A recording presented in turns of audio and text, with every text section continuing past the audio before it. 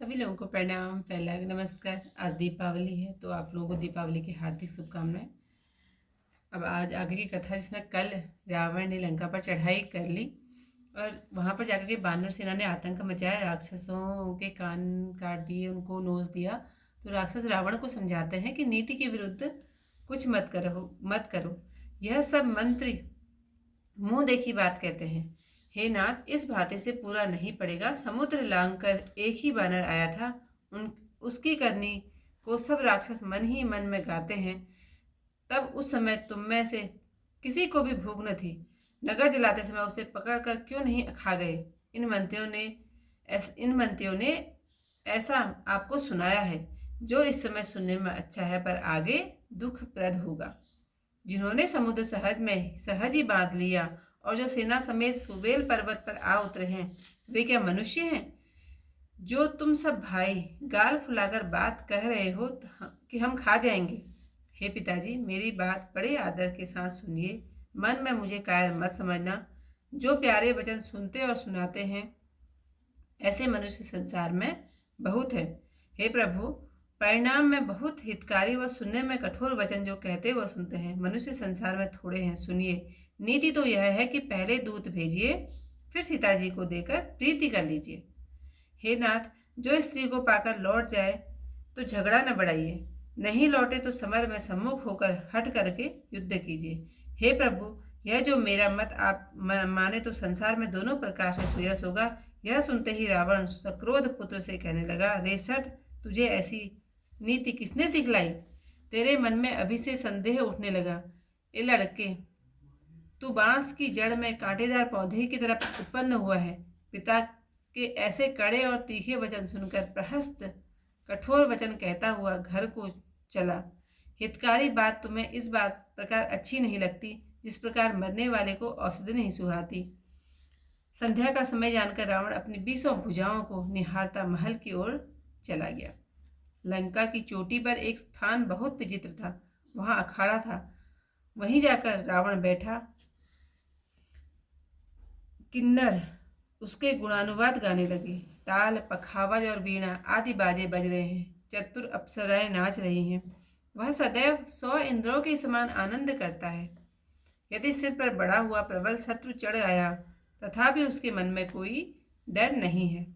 यहाँ सुबेल पर्वत पर रामचंद्र जी सेना की भीड़ सहित उतरे। उस पर्वत का एक सुंदर, बहुत ऊंचा, स्वच्छ और समतल शिखर देखकर वहां वृक्ष के नरम पत्ते और फूल लक्ष्मण जी ने अपने हाथों से बिछाए और उन पर सुंदर कोमल मृगछाला बिछाई। उसी आसन पर श्री राम जी विराजमान हुए। प्रभु श्री राम जी अपना सिर सुग्रीव की गोद में रखे हैं। बाईं ओर और दाहिनी ओर धनुष बाण रखे हैं। दोनों कर कमलों से बाण सुधार रहे हैं। विभीषण कानों से लगकर कुछ सम्मति कर रहे हैं। बड़े भाग्यवान अंगद और हनुमान अनेक प्रकार से चरण दबा रहे हैं। प्रभु के पीछे लक्ष्मण विरासन जमाए, कर में तरकस और हाथों में धनुष बाण धारण किए विराजमान हैं। इसी भांति दया और गुणों के धाम श्री राम जी विराजमान हैं। वे पुरुष धन्य हैं जो इस प्रकार के ध्यान में सदैव मग्न रहते हैं। प्रभु श्री राम जी ने पूर्व की ओर दृष्टि की तो चंद्रमा को उदय हुआ देखा। वे कहने लगे, चंद्रमा को तो देखो, कैसा सिंह के समान निशंक है। पूर्व दिशा रूपी गुफा में रहने वाला अत्यंत प्रताप, तेज और बल की राशि है। चंद्रमा रूपी सिंह अंधकार रूपी मत वाले हाथी के मस्तक को विदीर्ण करके आकाश रूपी वन में विचर रहा है। आकाश रूपी जो तारे ठिठक रहे हैं, वो मानो गजमुक्ता और जो सब रात्रि रूपी सुंदर स्त्री के श्रृंगार है। प्रभु ने कहा, हे भाइयों, चंद्रमा में तो यह श्यामलता है, सो क्या है? अपनी अपनी बुद्धि के अनुसार कहो। सुग्रीव ने कहा, हे रघुनाथ, सुनिए, चंद्रमा में पृथ्वी की परछाई पड़ती है। कोई बोले, राहु ने चंद्रमा को मारा था, उसी चोट का दाग हृदय में पड़ गया है। कोई बोले, जब ब्रह्मा ने रति का मुख बनाया, तब चंद्रमा का सत्व निकल आया। वही छेद चंद्रमा के हृदय में दिख पड़ता है, उसी में आकाश की परछाई दिख पड़ती है। प्रभु ने कहा, विष चंद्रमा का बहुत प्यारा भाई है, उसे चंद्रमा ने अपने हृदय में बसाया है। विष युक्त किरणों के समूह को फैलाकर यह विरही नर नारियों को जलाता है। हनुमान जी ने कहा, हे प्रभु, सुनिए, चंद्रमा आपका प्यारा सेवक है, उसके हृदय में आपकी मूर्ति बसती है, वही श्यामलता झलक रही है। हनुमान जी के वचन सुनकर चतुर राम जी हंसे और दक्षिण की ओर देखकर कृपा निधान बोले। इससे आगे की जो कथा वो कल को सुनाऊंगी।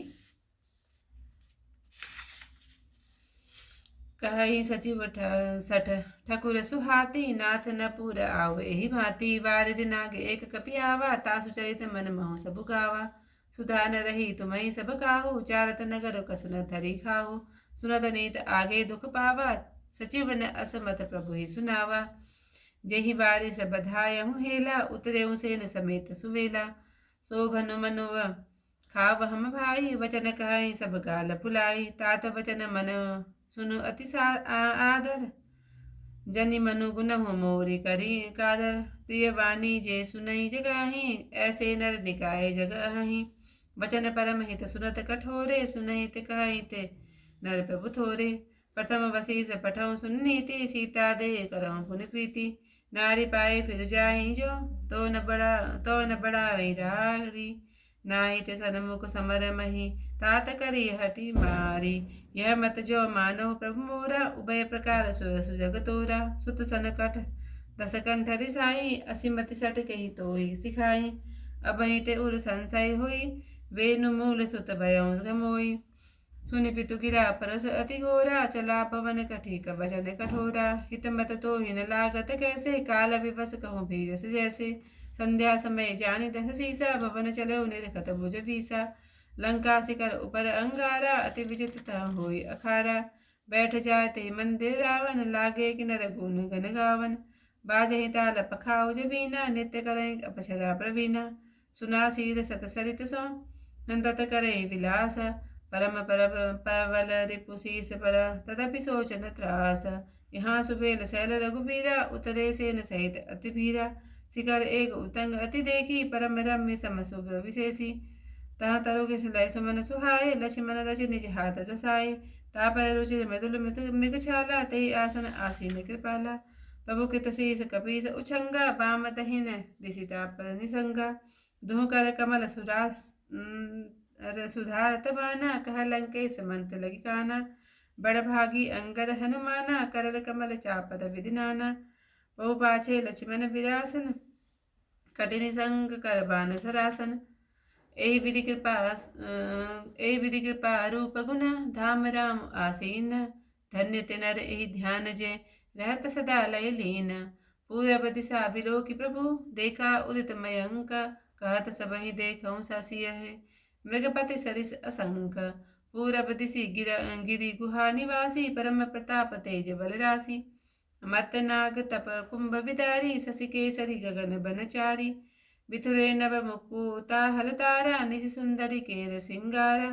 कह प्रभु शशि महु में चकताई, कहउन काह निज निज मति भाई। कह सुग्रीव सुनहु रघुराई, शशि महु प्रकट भूमि के छाई।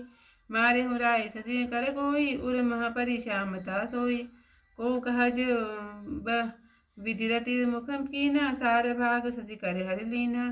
छिंद्र जो प्रकट इंदुर माही, तेहि मग देखे परिछाई। प्रभु कह गरल बंधु शशि केरा, अति प्रिय निज उर दीन बसेरा। विष संयुत कर निकर पसारी, चारत विरहवंत नर नारी। कह हनुमंत सुनहु प्रभु, शशि तुम्हारे प्रिय दास। तब मूरति विदु उर्वसति, सोई श्यामता भास। पवन तनय के वचन सुनी, बिहसे राम सुजाना। दक्षिण दिशि अवलोकि प्रभु, बोले कृपा निधान। सियावर रामचंद्र पति जय, शरणम शंकर हरि ओम। जय जय सिया राम, मंगल भवन अमंगल हारी। उमा सहित जय जपत मुरारी। त्याची कथा यहीं पर समाप्त। कल को इससे आई कथा के साथ फिर आप लोगों से मिलते, तब तक के लिए सभी लोगों को जय श्री राम।